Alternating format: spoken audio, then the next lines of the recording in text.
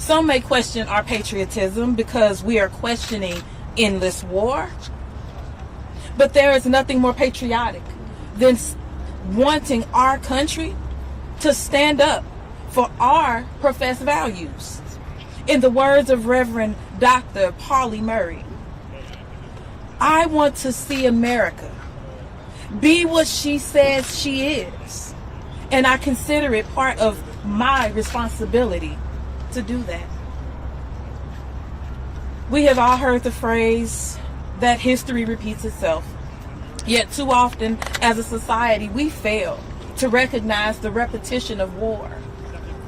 The veterans that we will hear from today are here not only because they know the impacts of war, but they know that without action and without a true anti-war movement, war will continue generation after generation. It's time to change the pattern of history, to build a world where peace is valued over war, where we reconcile conflicts through peaceful negotiation, where we choose to take the path of love and humanity over death and destruction, regardless of how hard that choice may be. I thank the veterans here today for many things: standing up, speaking out, the risk that they're taking.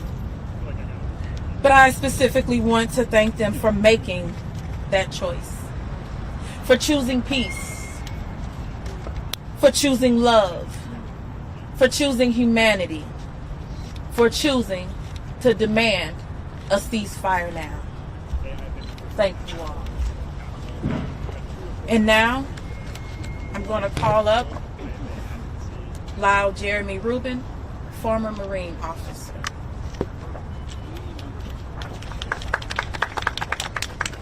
Thank you, Congresswoman. Thanks, everyone, Brittany, everyone else who helped organize this event. When Israel was in Egypt land, let my people go. Oppressed so hard they could not stand, let my people go. Go down, Moses, way down in Egypt land. Tell old Pharaoh to let my people go. Since childhood, I've heard these words from one Passover Seder to the next, bellowed by the legendary singer and actor Paul Robeson. My great uncle and aunt have hosted the Seder for decades, and they have always gone out of their way to connect our people's story of oppression and liberation to that of others. When Robeson performed the famous slave song in 1965, he was drawing a line from the Jewish freedom struggle to the Black freedom struggle.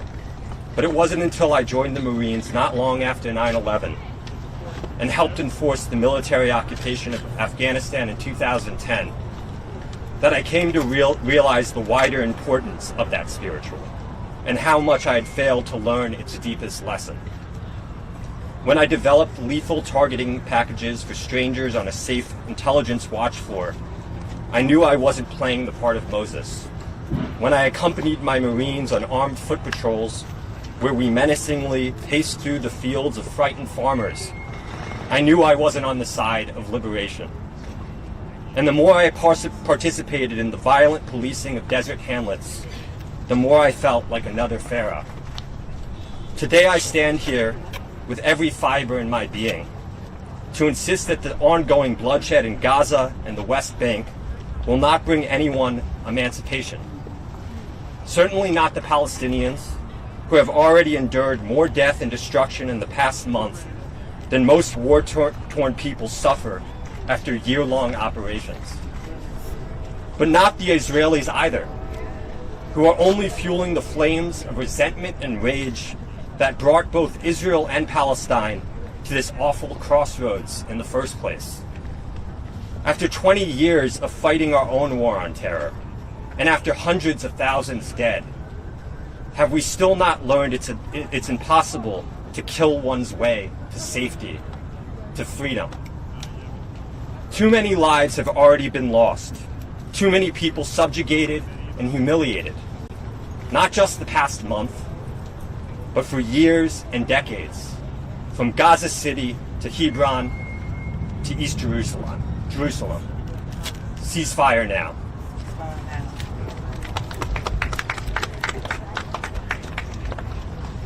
we call up Congresswoman Delia Ramirez.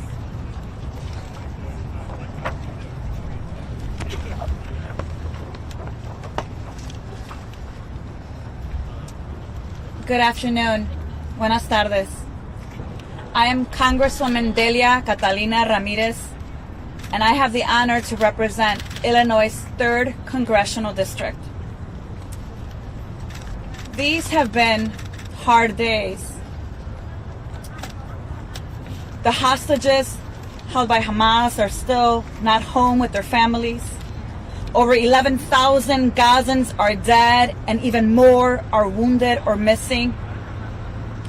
And this week, my colleagues have chosen to censure those, or that one, Palestinian congresswoman because she dares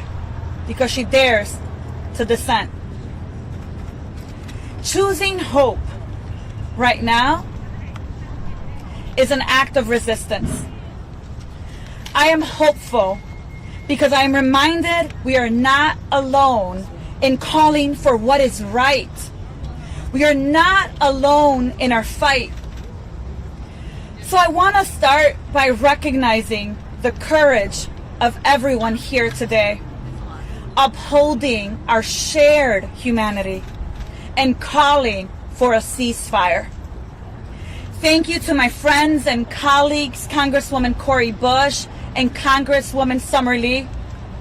I especially want to thank the veterans, those who served our communities, those who risked their lives for a war that has left them asking themselves, why were we sent there? Those who are advocating for peace right now. I've had the honor and responsibility to serve in the Veteran Affairs Committee. And during my time in the committee, I've heard over and over and over again how crucial it is that we listen and we follow the lead of our veterans. And I agree. They are here to let us know loud and clear that we have to change the years of failed foreign policy. They are here to show us through their lived experiences that our current course will not lead us to long-lasting peace. We know that a true and lasting peace for both Israeli and Palestinians can only be achieved through the recognition of our interdependence and a commitment to diplomacy. We must reject a doctrine that only some lives are worth protecting, and recognizing that the lives, that the futures, and the collective safety of Israelis and Palestinians is intertwined. The solutions we put forward and support should affirm our shared humanity and reject all forms of dehumanization, scapegoating, and collective punishment. As a nation, we must use our influence and the power as world leaders to affirm our commitment to human rights, international law, and de-escalation. I serve in a committee who every single hearing says that they want to do everything they can to take a stand for their veterans. Well, here I am standing with veterans today. We are preparing ourselves to celebrate their contributions, their sacrifices, but we should also be listening to their pain, listening to their voices. And we like it or not, we must acknowledge that we have a choice in this moment. Do we listen to our veterans, or do we continue to bomb ourselves and then say that's what's going to bring us to peace? There's dissonance in that. And I am proud and honored to join my colleagues, human rights advocates, veterans, and the whole world who is calling in this precise moment for us to cease fire now. Let's hear our veterans. Let's do what our veterans are calling us to do. And with that, I'd like to call Brittany Ramos de Barros, Afro-Latina combat veteran and former Army captain. It's all right, we'll give it a minute. My name is Brittany Ramos de Barros. I'm a former Army captain and combat veteran who deployed to a war in Afghanistan, believing that I was going to eradicate the threat, as politicians like to say, and improve security both for Afghans and for my own people here in the United States.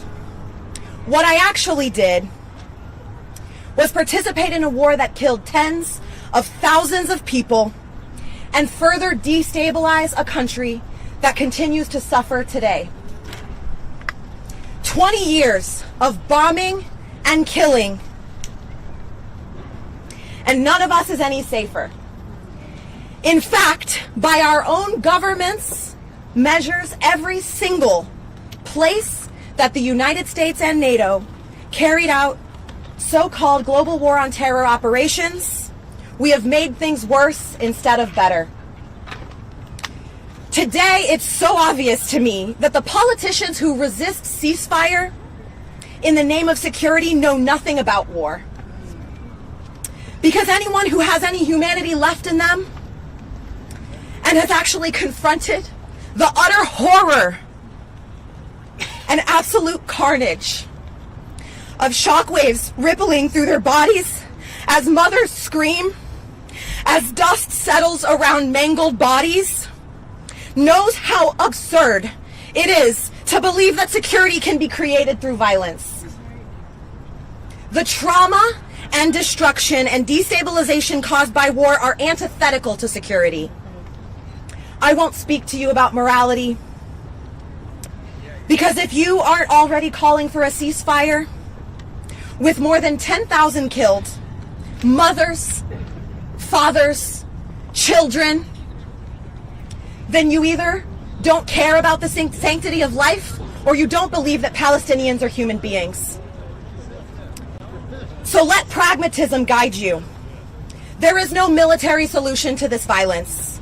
We cannot bomb our way to peace. We cannot kill our way to safety. Neither can Israel.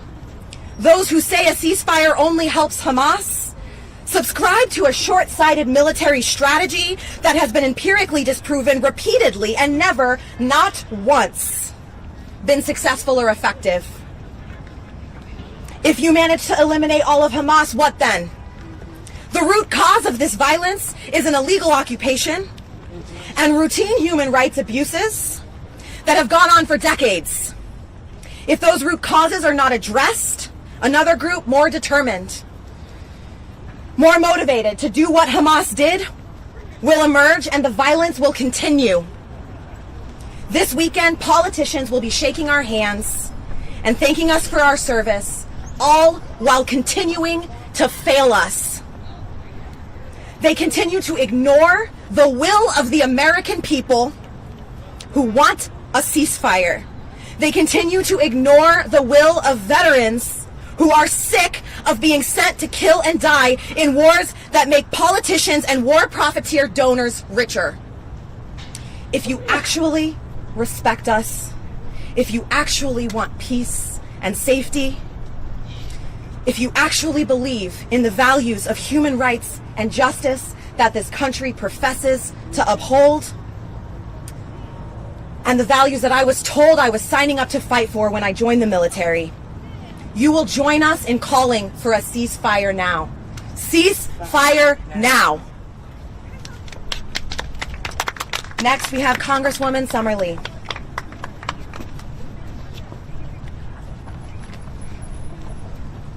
Good afternoon. I'm Summerlee, and I'm proud to represent the 12th Congressional District of Pennsylvania, Pittsburgh, Allegheny County, Westmoreland counties of Pennsylvania. And I'm proud to stand here today with my courageous sisters in service, Congresswoman Cori Bush and Congresswoman Delia Ramirez, and almost a dozen and counting colleagues for their clear-eyed pursuit of peace, to about face, and all the proud veterans we have here today who can speak more truly than anybody about the realities of war and why we must do everything humanly possible as a Congress and as a country to avoid it, to move toward a just and lasting peace, and to demand a ceasefire right now. This Saturday will be my first Veterans Day as a Congresswoman, and as we reflect on the sacrifices that these veterans standing beside and with us today and so many others have made, we're once again watching our nation and our nation's leader throw itself 10 toes deep into yet another catastrophic war that has no visible endpoint or strategy. But the costs have been made abundantly clear to every one of us here. Since Hamas murdered 1,400 innocent Israelis 1 month ago, nobody has questioned that Hamas must be held accountable. But let's be clear, it is innocent Palestinian civilians that are paying the price for crimes that they did not commit. Israeli airstrikes, the ground invasion, and forced starvation and dehydration has caused over 10,000 innocent Palestinian lives, including more than 4,300 children. Reports from the Israeli military indicate, we'll let that pass. It's DC, it happens.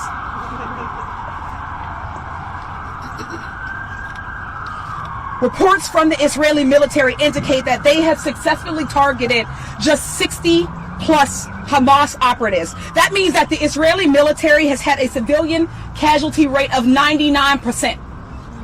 99% of the people who have been killed were civilians. They were mothers and fathers, grandparents and hospital workers and peacekeepers and teachers and community members and babies. People who are seeking refuge in churches and mosques and schools, people being transported or near ambulances. We can't afford to make the same mistakes that we made after 9/11, entering two endless wars for decades with no success, and all we have to show for it was an even more unstable Middle East and a loss of 4.5 million lives, including 7,000 service members. There will always be people who find who find warmongering profitable, whether it be politically or financially. But that's not what the majority of people in this country and our world want. They want a just and lasting peace in Palestine and Israel. They are demanding that our country change its course in unconditionally supporting a war that has largely been on Palestinian children. We, the people, are not the fringe. We, the people, are the majority. We are the UN, the Amnesty International, Doctors Without Borders, veterans, and the Pope, clergy, and rabbis, and imams, and government leaders around the world, and millions of everyday people who have called for a ceasefire to end this humanitarian catastrophe and work towards a just and lasting peace. Now, more than ever, we need to listen to the people who are closest to the pain. That means listening to the Palestinians on the ground who cry for us to protect their innocent lives, to the Israelis protesting the Netanyahu government for its warmongering, to the only Palestinian woman in Congress instead of silencing her and burying her perspective, and to these veterans who know better than anybody what war entails and who are telling us that we must demand a ceasefire. We have to listen to them when they recount the atrocities of war, atrocities that they don't want anybody else to live through. We are the nation's pro-peace movement. All of us who seek to build the future where defense means investing in our community's healthcare, in housing, in education, and jobs, not lining the pockets of defense contractors who seek to profit off of our veterans' suffering. And we are the majority. Building that future starts right now. It's by demanding a ceasefire to end this cycle of endless violence that has no military solution. Peace is attainable if we don't fall for the facade of war and destruction as a solution and a pathway to peace. Thank you so much to our veterans who welcomed me here today and who bravely came to stand with us clear-eyed from the fog of war to demand a ceasefire right now.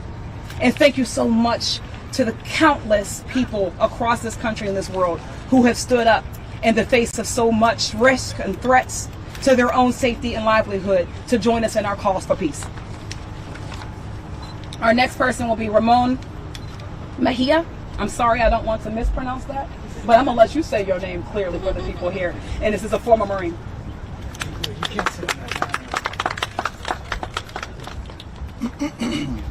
My name is Ramon Mejia.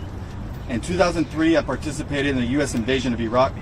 I witnessed the havoc U.S. bullets and bombs waged on people and the land, effects felt to this day. We were told that our actions were to free the Iraqi people from tyranny, but all I saw was the enormous human, social, economic, and environmental toll that war and occupation brought. Hundreds of thousands of Iraqis were killed in an illegal war begun with lies, while millions more were maimed and injured. The reverberating effects of war continue to kill and sicken countless people to this day. I live with the knowledge that my actions contributed to the destruction of life, a result of which has led to the people of Iraq having the highest, quote, the highest rate of genetic damage of any population ever studied. In the years after leaving the Marines, as I attempted to process my experience, and while part of the Muslim community, I became close with a number of Palestinian families. They accepted me into their homes, into their community. Palestinians have experienced relentless attacks by one of the world's most advanced military systems, reliant on U.S. arms and protected by U.S. diplomacy. According to UN report, quote, waging disproportionate destruction and violence against civilians is part of a deliberate policy by the Israeli military, end quote. These are the actions being perpetrated now against the people of Gaza, against innocent civilians and children as they are pulled from the rubble of US-funded, US-built, Israeli-dropped bombs.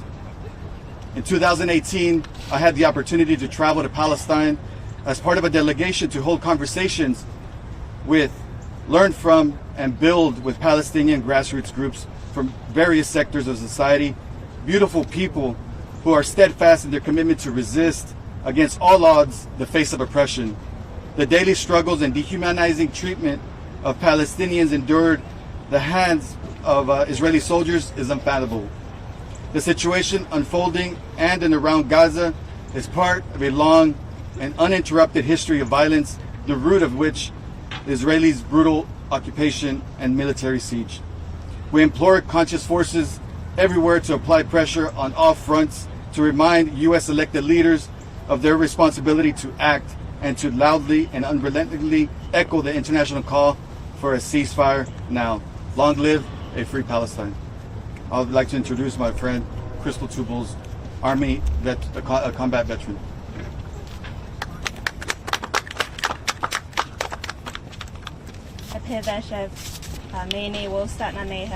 My name is Crystal Tubles. I'm Oglala Lakota, Northern Cheyenne, from Northern Cheyenne Territory in southeastern Montana, Pine Ridge Indian Reservation in South Dakota. I'm a veteran and former sergeant in the U.S. Army. But as a Native American, as an Oglala woman, as a Cheyenne woman, I know exactly what is happening in Palestine. It is the exact same thing that happened to my people here on these lands, happening in real time. The dehumanization, the land theft, the massacres, and then the invisibilization of an entire people. At least 11,000 human lives are gone. 4,300 of those children gone. The images, the stories that I see every day are all too familiar to me. They resemble the stories I heard from my grandparents while growing up. As an anti-war veteran, I know that the U.S. is complicit in this. We've experienced that. Our taxpayer dollars pay for death, pay for destruction, pay for violence. They say that where you spend your money is what you value.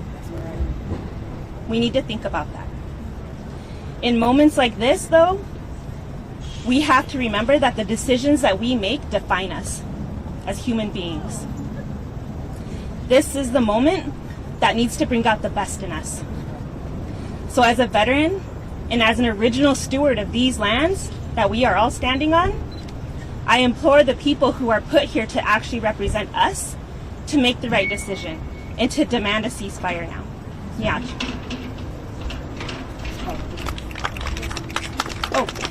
I'd like to bring up my sister, Arti Walker. Thank you, everyone. My name is Arti Walker Badakotla. I am an Indian American, daughter of immigrants, a U.S. Army veteran who served from 2000 to 2006. I first want to say, as I'm standing here, and Representative Rashida Tlaib is not here with us, but I want to say that veterans stand with you. So, to the 22 cowardly Democrats who voted on the censure, veterans stand with Rashida, and we stand with Palestinians, and we stand with Cori Bush and Summer Lee and Delia Ramirez.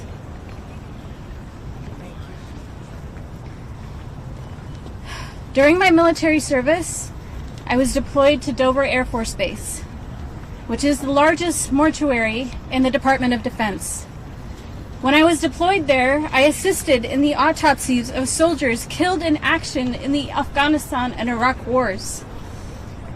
The horrors of the war that I witnessed there changed me forever.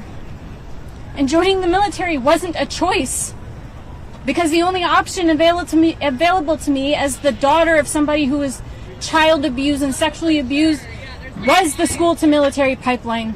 Just like the school to prison pipeline or the school to prison nexus is the only option available to others. People that die in war do not die natural deaths. During my deployment at Dover, I saw bodies with heads blown off, skins completely burnt, intestines coming out of heads, rotting flesh turned green and blue, and bullets in every imaginable place, and bodies so badly traumatized that there was nothing remaining to identify them. As a result of what I bore witness to at Dover, Delaware, I receive a disability from the VA for anxiety and depression. And what that tells me is that our government does and can recognize the horrors of war. Our government does recognize and does understand how war destroys not just the people directly experiencing it, but also destroys the souls of those who commit those atrocities. So the question I have for the Congress people is, if you care about the trauma that veterans face, as you should, why do you not care about the trauma that Palestinians are facing too? I have seen videos of a child in Palestine screaming that they had to carry a headless body, of another child screaming because they realized their mother was under the rubble because of her hair, and they said, "I know her hair." And that's the only thing they could see of her. That is trauma that they will never recover from. Over 11,000 civilians have been killed. 70% of those that are killed are women and children. People are now dying out of starvation, the lack of life-saving medical equipment or medicine. And the United States is directly funding and enabling these horrors. To any representatives who have yet to sign on to the ceasefire resolution, including my own cowardly representative, Danny Davis from Illinois, you are being put on notice. Do not show up to Veterans Day marches. Do not shake hands with veterans and say that you support veterans if you do not support a ceasefire. That's right. What do veterans want? Ceasefire now! When do veterans want it? Now! What do veterans want? Ceasefire When do we want it? now! What do veterans want? Ceasefire When do we want it? now! Thank you.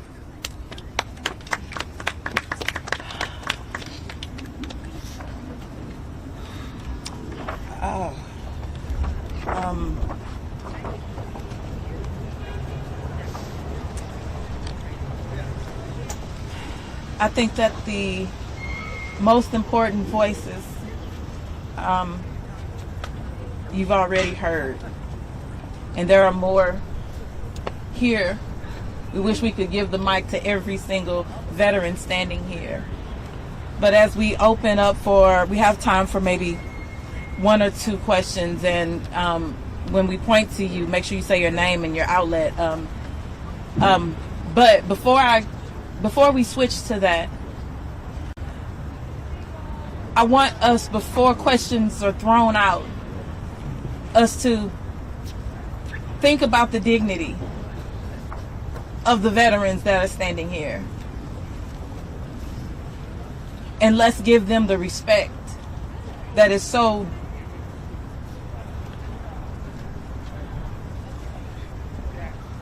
deserved before we start with questions.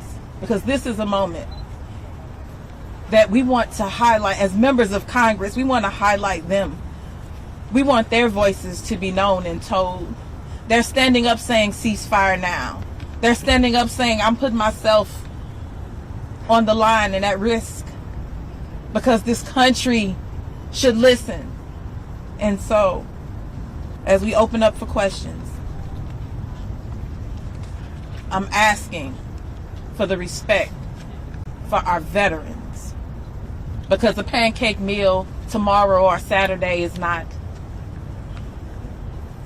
I mean, it's great. I hope y'all get y'all pancake meal. But let's respect them as we go forward with these questions. Yes. So Israel is. I know you, but you say yeah. Nick Wu with Politico. Israel is saying that they will do 4-hour humanitarian pauses each day. Is that enough, or do you want more? So I will give my answer, and if any of you would like to chime in, please, I would like for somebody to come forward. No. 4 hours. We get a break. The idea that we get a break for 4 hours. A break so that we can have food. I saw someone spoke about it and they said, thank you for giving us raisins for a few hours. And then do we go back to bombing? So absolutely not 4 hours. I never personally calls for a humanitarian pause, and I'm not going to call for a humanitarian pause, and I don't want to see, even though that is what's happening, a 4-hour a day humanitarian pause, because what we need is to stop the bombing. What we need is, what is that mental anguish when you know, well, we get a break for 4 hours, but as soon as that 4 hours is over, then what? How dare we treat humans in that way? How dare we be so careless and so inhumane and heartless to where we decide that 4 hours is enough time to make sure to get you some stuff so that you can live a little bit longer until the bombs hit? How dare we, and how dare we treat humans as if we don't understand what it's like to be human? And I'll lastly say this. A humanitarian pause, yes, it is a one-sided, it is a unilateral decision. But when you have the world saying we want a ceasefire, when we have the people that actually are the ones that will go and be on the ground, that would have to be the ones to carry out, the ones that did carry out, that are saying, no, that's not the way. No. 4 hours. We don't want 4 hours. We don't want 16 hours. We don't want 22. We want a ceasefire now. I just, if I can, I want to add that it's important to recognize that any pause that isn't accompanied by a strategy and a plan to cease international human rights abuses and violations of human law falls short of what we need and what's called for by agreed upon rules of engagement, right? The pause, any pause that doesn't take into account that this is still a collective punishment once the 4 hours has ended is not sufficient. A pause that doesn't take into account that there are still 2 million people who are being collectively starved, dehydrated, that there are no functional hospitals right now, which would not allow for humanitarian any humanitarian aid to be applied, it falls short of the standards that this country has agreed to, that other countries throughout this world has agreed to. And that's why we're asking, and that's why we're demanding the ceasefire, because we need to know what the end goal is. Once and if Hamas is eradicated, what will be left standing? Will there be any civilians left? Will there be any civilian infrastructure, hospitals, churches? There are no universities that are functioning left in Gaza. So I think that those are the things that we really need to be honest about. And I think that as Israel's ally, as the government that contributes $3.8 billion every year without any additional supplemental aid going into it, that we have a deep responsibility to make sure that we are holding them accountable to international laws and the laws of humanity. So you said Israel is calling for a 4-hour pause, correct? Israel agreed. Okay, agreed. And who's doing the bombing? Who's doing the bombing? Right? Is Palestine calling for a 4-hour pause, or are they calling for a ceasefire? The people who are bombing indiscriminately and have bombed so much, more than what was bombed at the height of the war in Afghanistan in just a month alone, a 4-hour pause isn't going to save lives. A 4-hour pause isn't going to get people food. A 4-hour pause isn't going to get people medical care when NICUs are being shut down and hospitals are running out of energy and people don't have water. We need a ceasefire. Thank you, Congressman. Michael Jones with Super Creative News. Thank you for putting this together. Thank you for all the veterans for being here. The president was asked, leaving the White House on his way to Illinois, he was asked, what are the chances of a Gaza ceasefire? And he said, none, no possibility. I want to get your response to the president, the leader of the Democratic Party, to the question of a ceasefire as most recently as this morning, when he said none, no possibility. Yeah. You know, we're going to keep pushing for a ceasefire. The one thing about it is I was elected to speak my own voice, the voice of my community, my district. So was Summer Lee, so was Dilgy Ramirez, so was so many others. All of the 18 of us that are on the Ceasefire Now resolution that are all black and brown people. So were those who are also calling for a ceasefire just around the world. They have their reasons why in their organizations, and even those nations who stood up to say we're calling for a ceasefire. So yes, if the president, I have not seen that, so I will say I have not seen that, so I have not heard it. This is the first I'm hearing about it. But I will say we will keep pushing and we will keep fighting. It takes me back to the days in Ferguson when we were pushing and fighting and we were saying that you can't keep killing us. You know, you can't keep killing black folks, you know, disproportionately in this country and we not say anything. And you're doing it with impunity. So, you know what, we're going to be in these streets. Black Lives Matter. And they were saying, no, you can't say that. It's all lives matter. And we said, no, we're going to keep on fighting. And we fought and we fought and we marched and we organized and we continued. And then a few years later, all of a sudden, oh, you know what? You all were right. You know what? And so I have hope that it won't take, number one, that long. I'm seeing this change. You know, we're going to keep fighting. We're going to keep pushing. We're going to stay in the streets. You know, people are going to keep organizing. Folks that have voices and experiences that we don't. That's who are the ones also leading this. And so we need people to understand that veterans, they have been there and they are saying. And so for our commander-in-chief, if that is his position today, there is also this afternoon and a tonight. There is a tomorrow, there is a Saturday and a Sunday. And so I expect that there will be change, and there will be change because we won't stop. The people won't stop. The people that elected this president are screaming out saying we want a ceasefire now. And so we believe that our president will hear us. I would like to speak directly to the president, and I speak for myself only. I was a commissioned captain in the Army.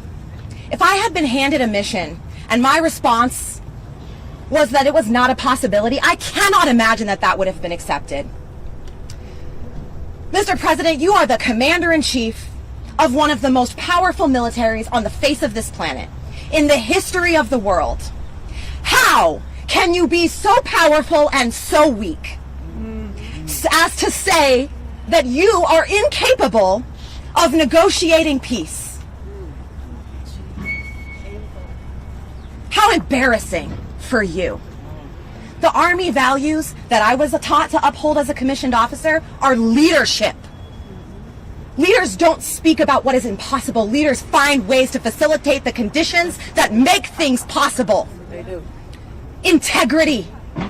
How can you stand before us as a commander-in-chief with any integrity and claim that you are powerless in this situation when our country, our tax dollars, give Israel $18 billion a year, if not more? If you believe that the president is incapable of negotiating peace, I have an $18 billion bridge to sell you.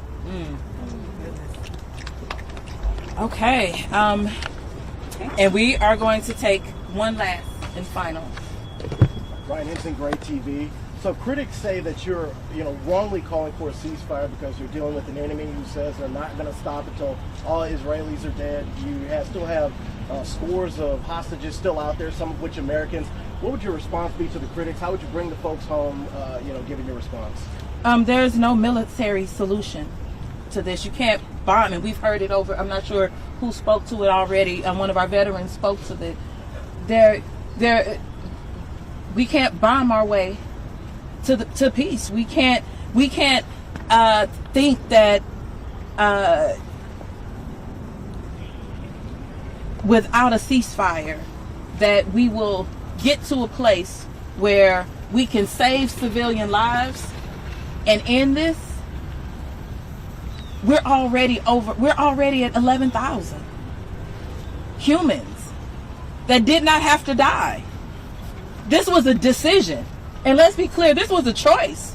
This did not have to be. It did not have to be yesterday or the day before or a week ago. It did not. This could have changed. And so, a ceasefire lays the foundation for the diplomatic negotiations that we need to see. And this is how the door opens for that broader peace agreement. And so as the critics say, no, this won't work, because let us also remember, did bombing get rid of the Taliban? How also do you think that you can bomb a whole people, kill a whole people? And I will say what I've said before, and what the UN, based upon their definition of ethnic cleansing, and ethnic cleansing happened right now before our eyes. How can we say that won't make someone who is still alive say, you know what? You took out my family. Do we want to start that all over again? We need peace now. We need liberation now. We need to free Palestine now. We need to end the siege. We need to get food and fuel and electricity in. We need to get medical supplies in. We need to lift the blockade. That's what we should be talking about right now. And so to all of the critics, if it was your grandmother, if it was your kids, if it was you, and I'll say this lastly and then we're going to close. I remember being on the ground during the Ferguson uprising, and I remember not knowing what to do with tear gas. The tear gas was hitting us and didn't know what to do. And I remember one day a delegation of folks from Palestine showed up and taught us what to do. And then from there I knew how to survive the next day with all of the tear gas. The one thing that I saw, rubber bullets flying, there were dogs and all of the things that were happening. But if I just traveled a mile away, there was no tear gas. There was none of this happening. And it was just like people going on with their day. Well, that's what's happening right now for people who are not directly impacted, so we can remove ourselves and say, oh, well, we'll be, we just don't believe that that's the thing. If you were there, you would want somebody to make it happen, as we already heard. So if we're supposed to be this big powerhouse country, we can make it work, and we can save lives. And so at the end of the day, our job has to be to save lives, and I will not move from that. And every single critic that says that you shouldn't say this and you shouldn't believe this, we have all of these veterans that say, ceasefire now. Thank you.